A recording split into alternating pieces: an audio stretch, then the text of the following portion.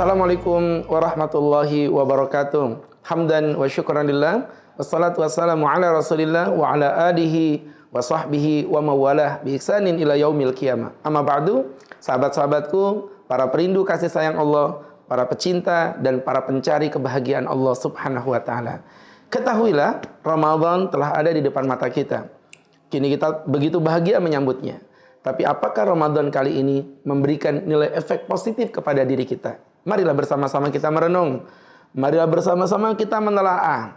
Jangan-jangan Ramadan ini hanya berjalan secara seremonial tanpa makna. Nah, untuk itulah ada sebuah resapan yang selalu saya sampaikan. Jika ada anak tidak naik kelas sekali, saya sering bilang, jangan dibilang bodoh. Mungkin salah pendidikan. Jika ada anak nggak naik kelas 2 kali, jangan dibilang bodoh. Mungkin salah lingkungan.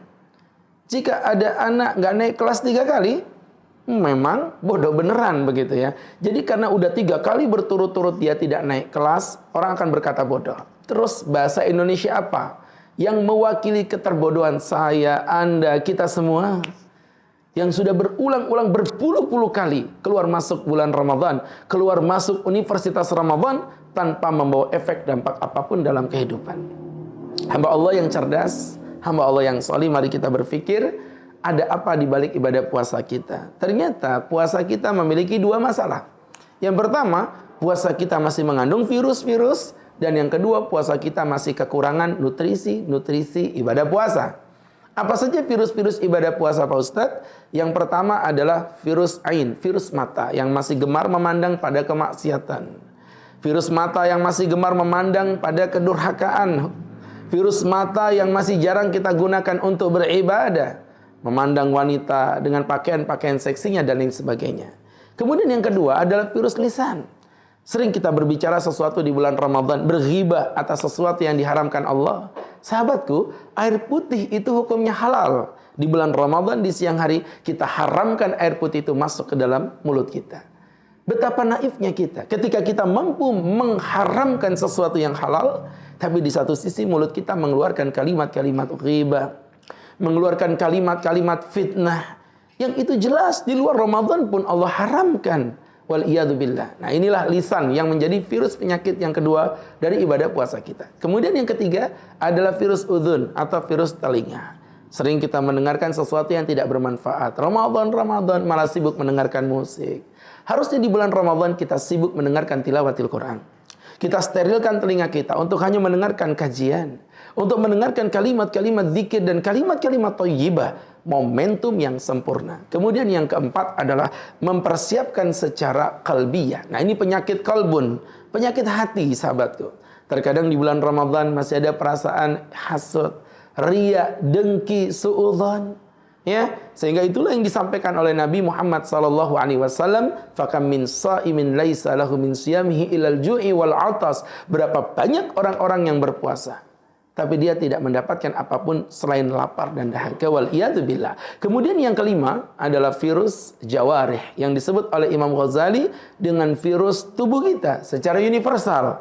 Artinya memanfaatkan tubuh di bulan Ramadan. Hati-hati, bukan hanya meninggalkan dari perkara yang haram, tapi bahkan dia mampu meninggalkan dari perkara yang halal, yang perkara halal ini tidak memberikan nilai manfaat kepada dirinya. Contoh, Ramadan banyak begadang.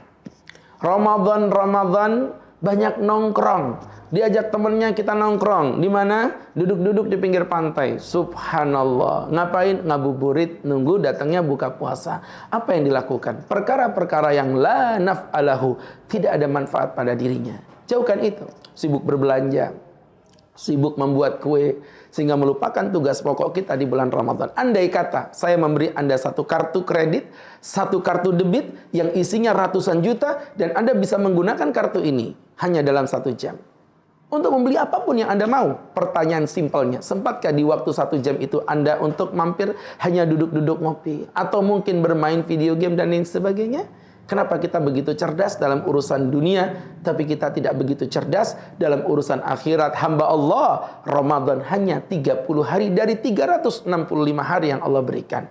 Manfaatkan dengan sebaik-baiknya. Ini virus yang pertama. Kemudian yang kedua, berbicara tentang nutrisi.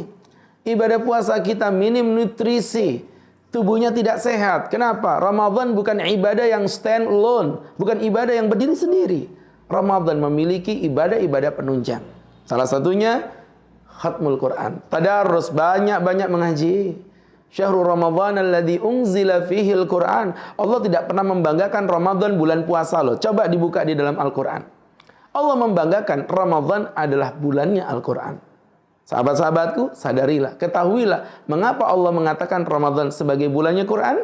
Allah Subhanahu wa taala ingin menunjukkan kepada kita bahwa kemuliaan Ramadan basicnya bukan berasal dari puasanya, tapi berasal dari Quran yang Allah turunkan di bulan Ramadan. Kemudian yang kedua adalah, mohon maaf sahabat-sahabatku, nutrisinya adalah memperbanyak salat qiyamul lail. Memperbanyak salat tarawih. Jangan tinggalkan tarawih. Sesibuk apapun kita. Karena tarawih adalah ciri khas dari ibadah puasa yang kita lakukan. Kemudian yang ketiga adalah memperbanyak daripada sedekah. Ya, perbanyak sedekahnya, perbanyak zakatnya, keluarkan gempur maksiat yang pernah kita lakukan di masa lalu dengan memperbanyak ibadah sedekah. Karena sedekah sir, sedekah yang kau lakukan secara rahasia, tudfi ghadabar Rabb, akan meredamkan emosi Allah. Bisa jadi karena sedekah yang kita lakukan Allah hentikan pandemi. Bisa jadi sedekah yang kita lakukan akan menggugurkan semua bala yang akan Allah timpakan kepada kita. Subhanallah, indahnya, beruntungnya orang-orang yang gemar bersedekah, karena seluruh keburukan dijauhkan darinya, seluruh kebaikan ditarik untuknya. Dan yang keempat atau yang terakhir, nutrisi dari ibadah puasa Ramadan adalah i'tikaf. Jangan tinggalkan kita untuk beriktikaf. Di 10 hari yang terakhir di bulan Ramadan, wabil khusus, ya kita dudukkan diri kita untuk merenung. Betapa kita yang disibukkan dengan dunia. Betapa kita yang disibukkan dengan kegiatan-kegiatan dunia.